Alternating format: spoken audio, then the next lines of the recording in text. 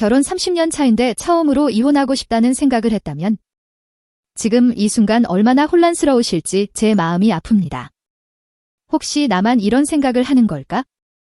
30년을 함께 산 사람에게 이런 마음을 품는 게 맞나 하며 스스로를 자책하고 계신 건 아닌가요? 공감되신다면 좋아요로 마음을 표현해주세요. 혼자가 아니라는 걸 느끼실 거예요. 사실 제가 이 이야기를 하는 이유는 저 역시 똑같은 마음을 겪어봤기 때문입니다. 결혼 28년 차였던 어느 날, 거울을 보다가 갑자기 이런 생각이 들었어요.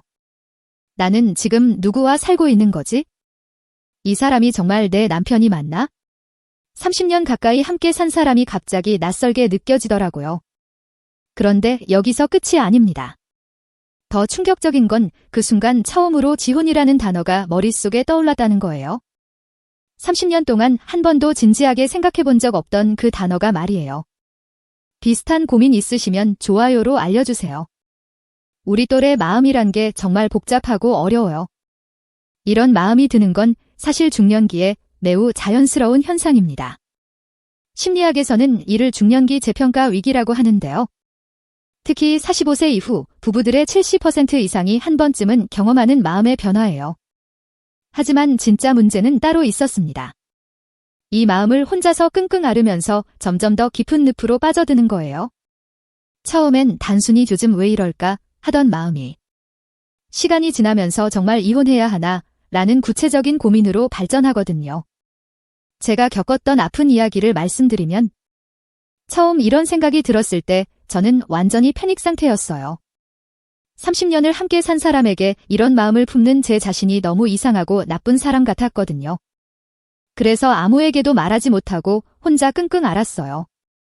밤마다 잠들기 전에 옆에 누운 남편을 보면서 이 사람과 나는 정말 부부가 맞나? 그냥 같은 집에 사는 남남 같은데 이런 생각이 들었어요. 아침에 일어나서 잘 잤어 라고 인사를 나누는 것도 어색하고 함께 밥을 먹으면서도 할 말이 없어서 침묵만 흘렀죠. 이런 마음 이야기가 필요하시면 구독 버튼도 꾹 눌러주세요.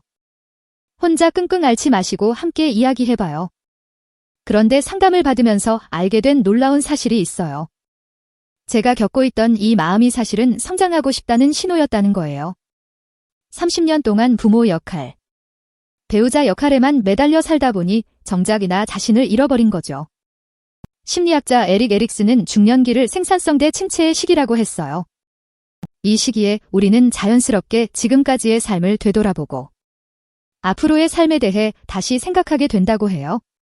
특히 부부관계에서는 자녀들이 독립하고 나면 불이 둘만 남았을 때 과연 무엇을 함께 할 수 있을까? 라는 의문이 생기는 거예요. 더 놀라운 깨달음은 이제부터예요.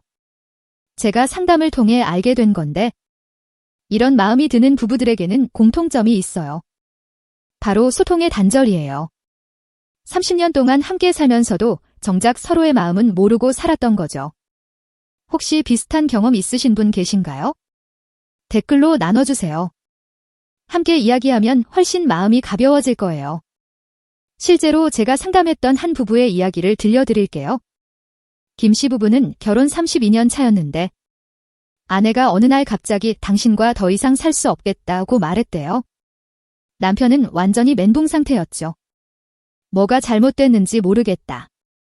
나는 바람도 안 피우고 성실하게 살았는데 라고 하더라고요. 하지만 상담을 받으면서 알게 된 건 둘 다 마음에 상처가 쌓여 있었다는 거예요. 아내는 당신은 나를 하나의 인격체로 봐주지 않고 그냥 집안일하는 사람으로만 생각한다에는 서운함이 있었고 남편은 나는 가족을 위해 열심히 일하는데 고마워하지도 않는다에는 억울함이 있었어요. 여기까지 위로가 되셨나요? 좋아요 부탁드려요.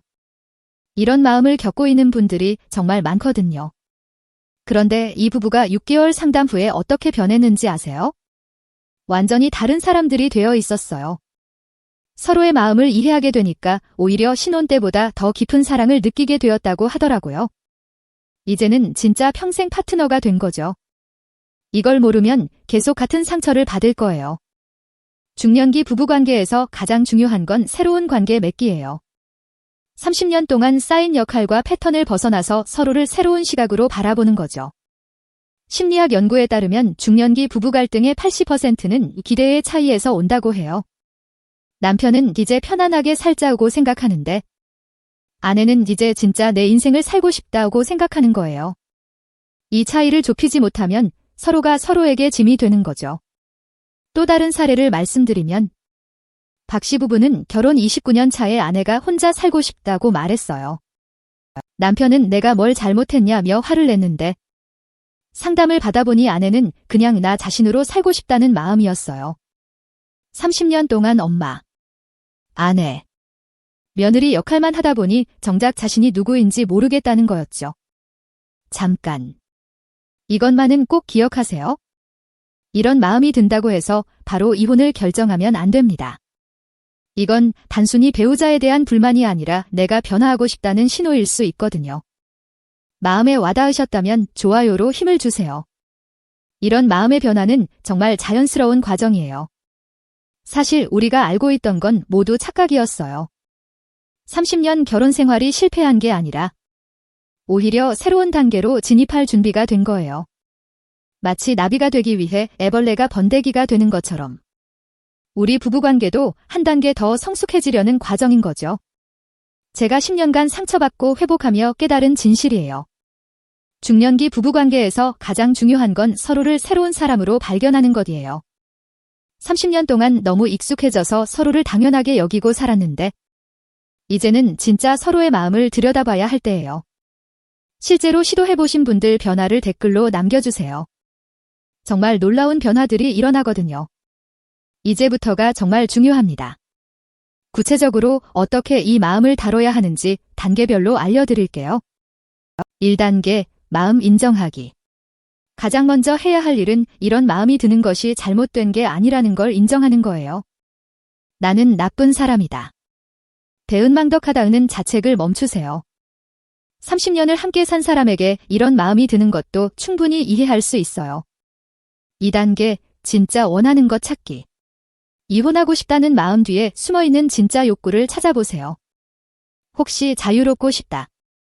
인정받고 싶다. 새로운 것을 시도해보고 싶다는 마음은 아닌가요? 대부분의 경우 이혼 자체를 원하는 게 아니라 변화를 원하는 거예요. 3단계, 대화의 시작. 이 마음을 혼자서만 끙끙 앓지 마시고 배우자와 대화를 시작해보세요. 단. 처음부터 기혼하고 싶다고 말하지 마시고 요즘 내 마음이 좀 복잡하다는 식으로 조심스럽게 시작하세요. 이런 마음 치유가 도움되신다면 구독과 좋아요. 혼자 끙끙 앓지 마시고 함께 해결해봐요. 4단계, 함께 새로운 경험하기. 30년 동안 반복된 패턴을 깨고 새로운 것을 함께 시도해보세요. 여행도 좋고, 취미 활동도 좋고, 심지어 새로운 식당에서 밥을 먹는 것도 좋아요. 중요한 건 함께 새로운 경험을 하는 거예요. 한 부부는 함께 댄스를 배우기 시작했는데 6개월 후에 완전히 다른 사람들이 되어 있었어요. 서로를 바라보는 눈빛이 달라지더라고요. 30년 만에 처음으로 서로를 남자와 여자로 바라보게 된 거죠. 5단계, 개인적 성장 시간 갖기. 역설적으로 들릴 수도 있지만 부부관계를 회복하려면 각자의 개인적 시간도 필요해요. 30년 동안 너무 밀착되어 살았다면 이제는 각자 자신만의 시간을 갖는 것도 중요해요. 궁금한 마음이 있으시면 댓글로 물어보세요.